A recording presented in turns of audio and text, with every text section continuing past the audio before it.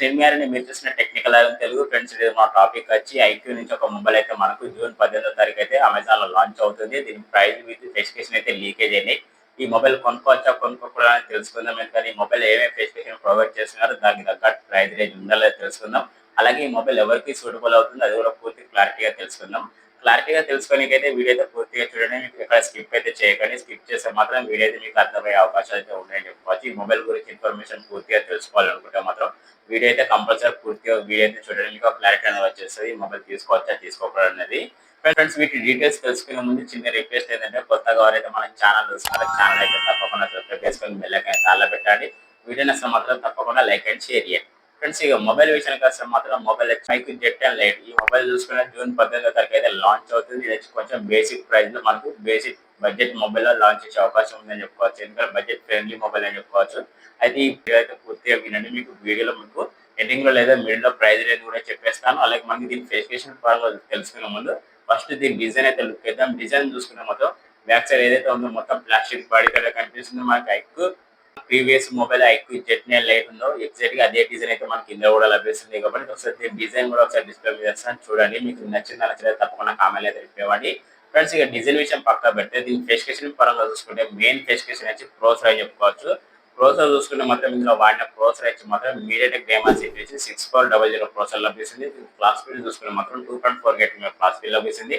ఈ ప్రోసెసర్ వచ్చి మాత్రం 6 nanometer ప్రోసెసర్ లభిస్తుంది. విత్ మల్టీ టాస్కింగ్ విత్ చిన్న చిన్న లిటిల్ బిట్ గేమింగ్ అయితే ఆడుకోవచ్చు. ప్రోసెసర్ లో చూసుకుంటే అంత హెవీ గేమ్స్ అయితే కాదు. పబ్జీ లాంటి గేమ్స్ కూడా ఇందులో మనకి చిన్న చిన్నగా అయితే సపోర్ట్ చేసే అవకాశం ఉంది. ఫ్రీ ఫైర్ అయితే కొంచెం కంఫర్ట్ గా ఆడుకోవచ్చు మనకి ప్రోసెసర్ లో చూసుకుంటే.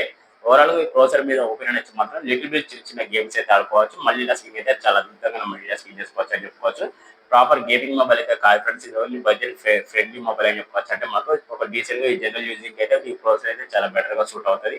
ఇది మల్టీ టాస్కింగ్ కూడా చాలా అద్భుతంగా మల్టీ టాస్కింగ్ అయితే చేసుకోవచ్చు. ఇది ఒకటి కొంచెం బెటర్ అని చెప్పుకోవచ్చు.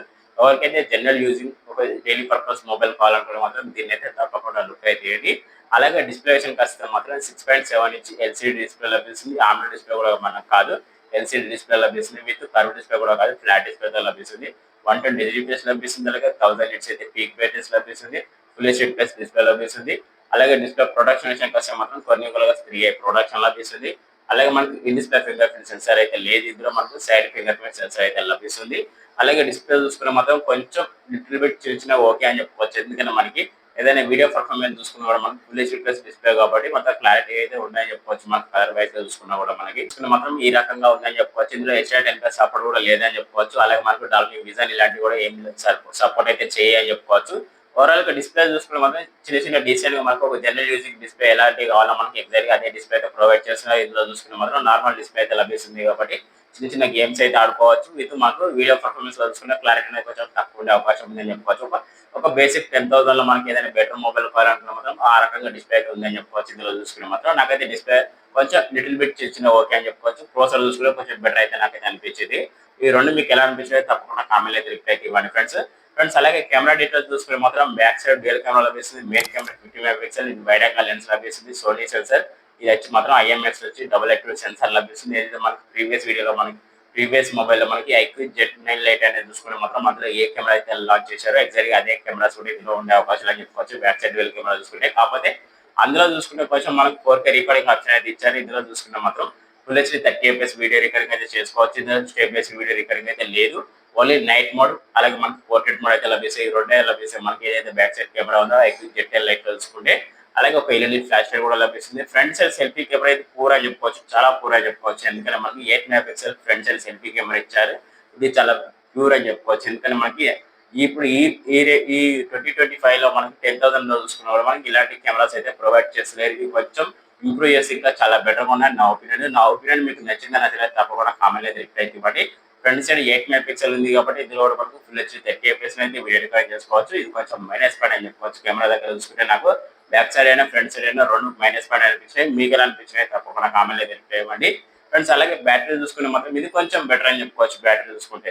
ఎందుకంటే మనకు ఐక్యూ జెడ్10 లైట్ లో చూసుకుంటే బ్యాటరీలో చాలా ఇంప్రూవ్ చేశారని చెప్పుకోవచ్చు. ఎందుకంటే ఈసారి బ్యాటరీ చూసుకుంటే మాత్రం 6000 mAh బ్యాటరీతో లభిస్తుంది. అలాగే 15 వాట్ ఫాస్ట్ ఛార్జర్ లభిస్తుంది. కాబట్టి 15 వాట్ ఫాస్ట్ ఛార్జర్ కాబట్టి ఎంత లేదన్నా మాకు 1 అవర్ నుంచి 1 అవర్ 20 minutes అయితే 100% ఛార్జింగ్ టైం అనేది తీసుకుంటే ఒకసారి వన్ టైం 100% ఛార్జింగ్ ఎక్కిందంటే మినిమం జనరల్ యూజింగ్ మొబైల్ కాబట్టి ఇది 2 డేస్ వరకు అయితే బ్యాటరీ బ్యాకప్ వచ్చే అవకాశం ఉంది. విత్ మనకు వైర్‌లెస్ ఛార్జింగ్ సపోర్ట్ చేసే అవకాశం ఉంది కాబట్టి వైర్‌లెస్ ఛార్జింగ్ సపోర్ట్ చేసే అవకాశం ఉన్నా కూడా మనకు 15 వాట్ ఫాస్ట్ ఛార్జింగ్ సపోర్ట్ అయ్యే కాబట్టి మనకు వైర్‌లెస్ ఛార్జింగ్ పెట్టినా కూడా మనకు 1 అవర్ అయితే టైం అనేది తీసుకుంటుంది. 100% ఛార్జింగ్ ఎక్కడానికి ఇప్పుడైతే గుర్తుపెట్టుకోవాలి ఫ్రెండ్స్ మీరైతే.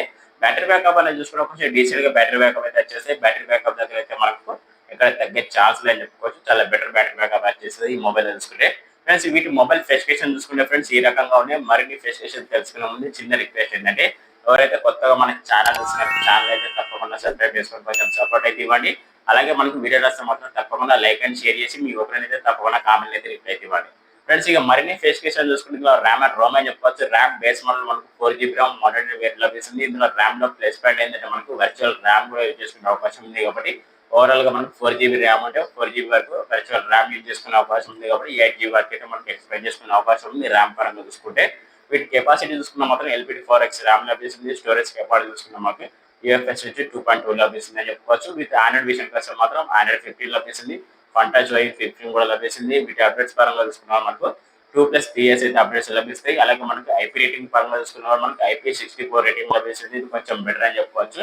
అలాగే మనకి డిస్ప్లే ఫిగర్స్ ఇవైతే ఏముండదు. సైడ్ ఫింగర్ ప్రింట్ సెన్సార్ అయితే లభిస్తాయి. సెన్సార్ పరంగా ఒక 3 సెన్సార్స్ అయితే ఇందులో లభించే అవకాశం ఉంది.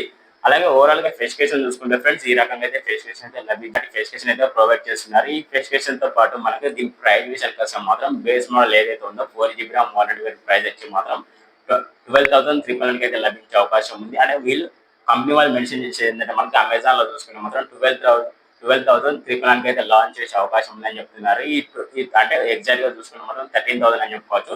13,000 లో దీన్ని తీసుకోవచ్చా తీసుకోకూడదని నన్ను అడుగుతా మాత్రం దీని జోలికి అయితే అస్సలు పోకండి. 13,000 లో చూసుకుంటే ఒకవేళ మీకు ఐక్యూ నుంచి ఒక బెస్ట్ మొబైల్ కావాలనుకున్న మాత్రం ఒక మీ బడ్జెట్ వచ్చి 13 నుంచి 15,000 లో బెస్ట్ బడ్జెట్ లో ఒక బెస్ట్ మొబైల్ కావాలనుకున్న మాత్రం దీన్నైతే అస్సలు సజెస్ట్ చేయను. ఎందుకంటే స్పెసిఫికేషన్ చూసుకుంటే ఎగ్జాక్ట్ గా మనకు ప్రీవియస్ మొబైల్ ఏదైతే ఉందో ఐక్యూ Z9 లైట్ అనేది ఎగ్జాక్ట్ గా అవే స్పెసిఫికేషన్ ఇందులో కూడా లభిస్తున్నాయి కాబట్టి దీని జోలికి అయితే అస్సలు పోకండి.